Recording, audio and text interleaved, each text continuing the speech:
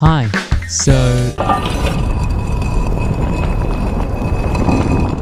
very recently this POLYFJORD guy posted a video talking about this add-on called Motion Sounds. It's really cool because it enables you to add sounds to certain motion events, for example when these legs touch the ground of the plane. Thanks, dude. But sadly, this add-on has some really key limitations, and I'm not alone in this feeling. Like, seriously, I do not understand how this add-on is actually less flexible than Donald J. Trump trying to do the f***ing splits. What the hell is this? It only supports armatures, and these armatures have to cross a certain Z threshold. This is the only thing the add-on does. It just checks if your bones cross some Z threshold, so some height, and then it adds a sound. It might be really cool that this has a velocity factor, but this is obviously just single use case. This only works for scenes in which POLYFJORD puts his little spider robots on some plane that they just walk on. Like, what if my spider robot wants to walk up a wall, alright? What the hell am I supposed to do then? Or what if my spider robot wants to walk up some stairs? What if my spider robot wants to walk up some surface that is not just perfectly flat? What the hell? And also, what if my spider robot is not a spider robot but something else, and that also creates sounds, like very often like a ball that's bouncing in a simulation, and I want it to create sounds without me having to work down my finger to the bone in Da Vinci, adding in all the sounds individually. Like, I don't understand. Please just stretch out the capabilities of your add-on. Anyways, so I just decided to take matters into my own hands and make my own add-on.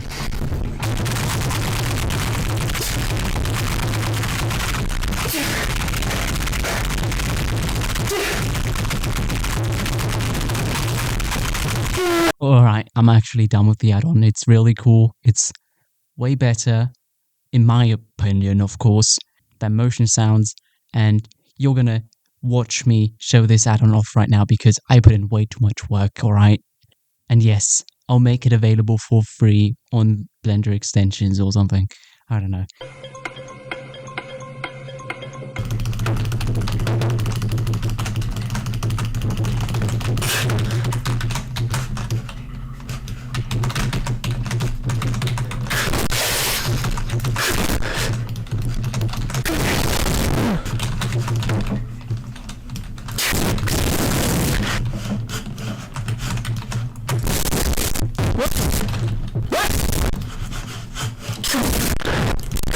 I just created this really simple scene from some Mixamo assets, and I'm going to show you how the add-on works. The scene contains these two dudes, which are just running.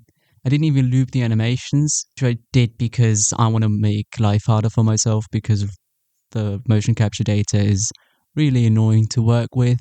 We've also got this guy just dancing over here, doing lots of little steps. And then there is, of course, the final boss for sound design. This is where the add-on really shines. This guy is walking up stairs, which all have different Z heights. This will be really simple to add sounds to with the add-on. First, I'll have to explain the add-on itself. It's called Sound Planes, as you can see, and it has so-called sound sets. Each sound set handles a part of the scene. You don't need multiple. And I'll call this set Flat Ground because it's going to handle the guys walking on this flat surface. And I'll first add for this sound set a folder. What this add-on will now do is it'll play a random sound from this folder whenever a sound plane is triggered. Now, what the hell is a sound plane? A sound plane is one of these. This is a sound plane. And this sound plane, I'll make it cover the area that it's going to detect sounds in, so everywhere where these guys are going to step.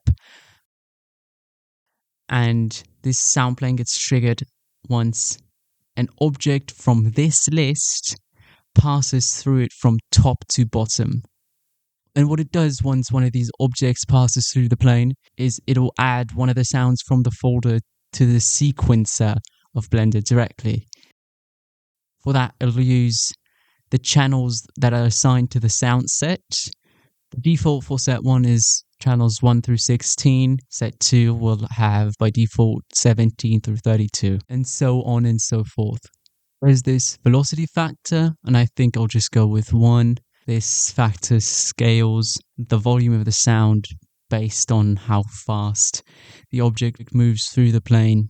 And the incredible benefit you get from using these sound planes is that you can orient them in all sorts of different ways. You can add multiple of them for each set. It's really just way more flexible. For example, later on with this guy walking up the stairs, we'll just add multiple sound planes for each step.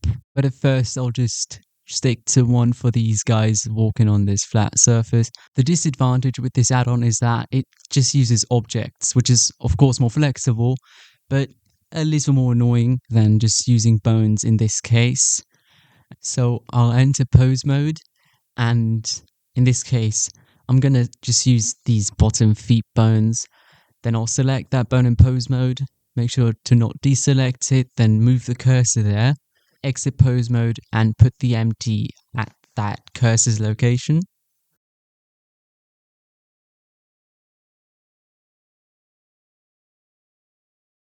And it makes sense in this case to move these trackers to their own collection because, well, you're going to have to select them all manually if you don't. And then I'll parent it to the armature. To be specific, I'll parent it to the bone. Now I'm just going to do this for the rest of the bones.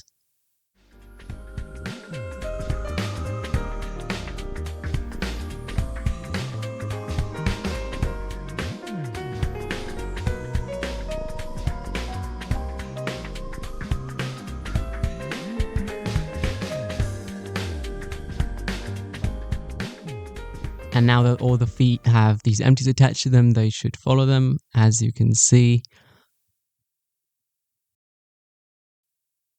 And the way I'll make sure that these feet cross through the plane when they step on the floor is I'll take a look at one of the feet that is on the ground currently. I think this one's on the ground, yes. And I'll select its foot tracker empty, then move the cursor there for better visibility. And then I'll make sure that the plane is above the cursor. And for motion capture data, I found that it's really important to move this plane well above this foot. I'll just start with the velocity factor of 0, and then I'll hit analyze and process. And okay, it appears I have forgotten to add the foot tracker objects, the foot tracker empties into the object list of my add-on, and I'll hit analyze and process again, and as you can see, the sound strips have just appeared perfectly timed to the feet crossing the plane in the sequencer. Editing me here. At this point in the recording, I just started rambling and not explaining the add-on, which is really stupid of me. What the hell did I do the recording for in the first place? And so I welcome you to things I forgot to explain. First, there is the velocity factor. What I did mention that it scales the volume based on velocity, I didn't give enough context. The way it works is that if you set it to 0, it'll just be the default volume of the audio clip you selected. And if you set it to 1, it'll just fully be velocity dependent and may appear way too quiet.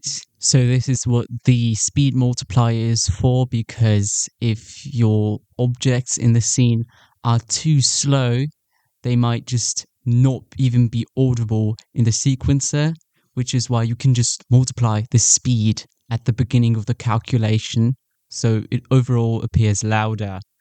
There's also the global timing section, which I didn't explain at all, even in the following parts of the recording. And this just has the minimum frame gap. This is per object. And if any object passes through any plane within this amount of frames of the last time it passed through a plane, it just won't place a sound. This is really important for very jittery and artifacted motion. I've also pretty extensively tested this add-on with simulations, and it works really well. You don't even have to bake it into an animation. If you have trouble with the add-on not picking up sounds when something bounces or something, I don't know, in your simulation, then you'll maybe have to slow down the animation and then retime the sounds in the sequencer. I might even show you a clip of that on screen right now.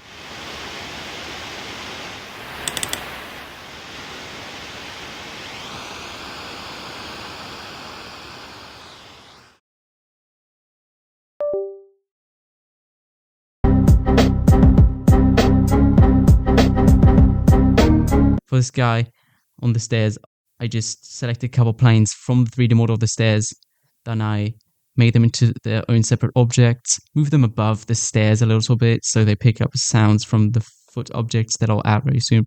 Then I added them to their own collection, of course. Then I create a second sound set for this.